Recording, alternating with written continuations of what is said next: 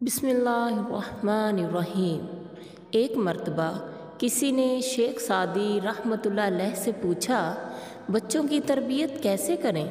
انہوں نے فرمایا، جب بچے کی عمر 10 سال ہو جائے تو اسے اجنبی لوگوں میں مت بیٹھنے دیں، اسے اخلاقی تعلیم دیں، غیر ضروری پیار و شفقت نہ دیں، بڑوں اور اساتذہ کا ادب سکھائیں، اسے ہر حال میں استاد کی سخت بات سہنے کی نصیحت کریں، بچے کی تمام ضروریات پوری کریں، کچھ ایسا کیجیے کہ وہ اپنی کسی ضرورت کے لیے دوسروں کی طرف نہ دیکھے۔ پڑھائی کے شروع کے دنوں میں اس کی حوصلہ افزائی کریں، تعریف کریں اور شاباش دیں، سختی کی ضرورت محسوس کریں تو سختی بھی ضرور کریں۔